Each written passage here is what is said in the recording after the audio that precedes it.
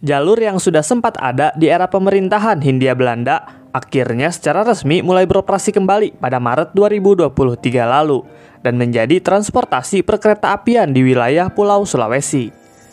Jaringan perkeretaapian utama Indonesia sebagian besar memang berada di Pulau Jawa, namun tentu saja ada juga di pulau lainnya seperti Pulau Sumatera dan Pulau Sulawesi.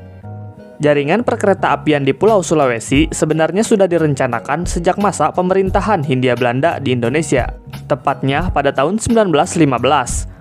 Pada saat itu, studi kelayakan pertama tentang sistem perkeretaapian di Pulau Sulawesi ini dilakukan. Namun hasilnya adalah dinyatakan kurang efektif dan kurang menguntungkan, karena biaya yang besar untuk proses pembangunan tidak akan sebanding dengan keuntungan yang akan didapat. Namun 2 tahun setelahnya, yaitu pada tahun 1917, studi kelayakan kedua sistem perkeretaapian di Pulau Sulawesi ini dikaji ulang untuk melihat potensinya. Dan benar saja, hasil studi kelayakan kedua ini mendapatkan hasil yang lebih baik dari studi kelayakan pertama. Yang kemudian di tahun yang sama juga, akhirnya rancangan awal untuk membangun jaringan perkeretaapian di Pulau Sulawesi ini dikerjakan. Dan pada akhirnya rancangan tersebut selesai pada tahun berikutnya, yaitu pada tahun 1918. Dan rencana awalnya adalah membangun jaringan perkeretaapian dengan rute Makassar-Maros terlebih dahulu. Namun dari rute rencana awal Makassar menuju Maros tersebut diubah menjadi rute Makassar menuju Takalar. Alasannya adalah karena keadaan ekonomi dan politik pada saat itu, dan juga terganggu karena adanya Perang Dunia Pertama. Dan setelah semua situasi yang terjadi mulai kondusif, pembangunan jaringan perkeretaapian ini pun langsung dilakukan, dimulai pada tahun 1920 dan selesai pada tahun 1922. Jaringan perkeretaapian ini dikembangkan dan dikelola oleh anak perusahaan SS atau Staatspoorwegen, yaitu Staatstramwagen op Silebes atau STC. Dan rute ini secara resmi beroperasi pada 1 Juli 1922 dengan jarak rute sejauh 47 km. Namun sayang, lalu lintas perkeretaapian di Pulau Sulawesi saat itu tidak bertahan lama. Karena sekitar 7 tahun sejak pengoperasiannya, yaitu pada kisaran tahun 1930, jaringan perkeretaapian Pulau Sulawesi itu pun resmi ditutup kembali. Alasan penutupan tersebut adalah seperti pada hasil studi kelayakan pertama yang dilakukan di tahun 1915, yaitu tentang jalur ini yang kurang efektif dan kurang menguntungkan untuk perusahaan, dan akhirnya hal itu pun terbukti.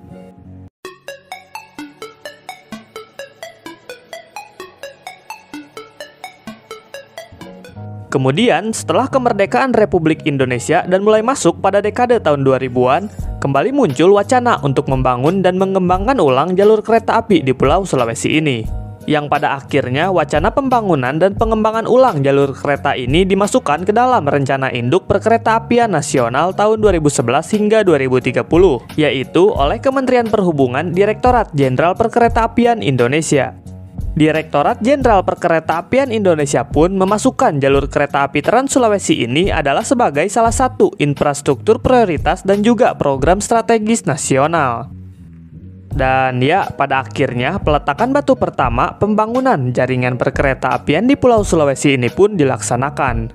Tepatnya pada Senin 18 Agustus 2014 di Desa Siaung, Kabupaten Baru, yaitu oleh Presiden Republik Indonesia Bapak Joko Widodo.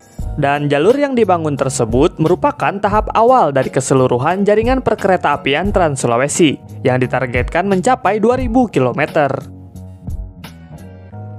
Dan pada tahap awal ini, rute yang dibangun adalah dari Makassar menuju Parepare dengan jarak sekitar 145 km. Dalam proyek perkeretaapian Trans Sulawesi ini, Direktorat Jenderal Perkeretaapian menunjuk Celebes Railway Indonesia untuk menjadi vendor pembangun sekaligus operator prasarana. PT Celebes Railway Indonesia atau PT CRI sendiri merupakan perusahaan patungan dari beberapa perusahaan yang bergerak di bidang kontraktor. Ada 4 perusahaan di dalam PT CRI ini, yaitu PT Pembangunan Perumahan atau PTPP, kemudian ada juga PT Bumi Karsa dan PT Iroda Mitra, dan yang terakhir ada PT China Communication Construction Engineering.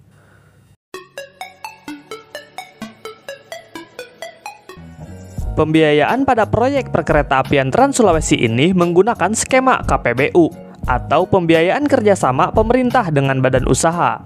Dalam proyek ini, PT CRI bekerja sama dengan PT FII, kemudian PT SMI, dan PT Bank Syariah Indonesia. Dan pada akhirnya, perkeretaapian Trans Sulawesi ini menjadi proyek perkeretaapian pertama yang dibangun oleh swasta. Karena selama ini, pembangunan perkeretaapian di Indonesia biasanya menggunakan biaya dari APBN.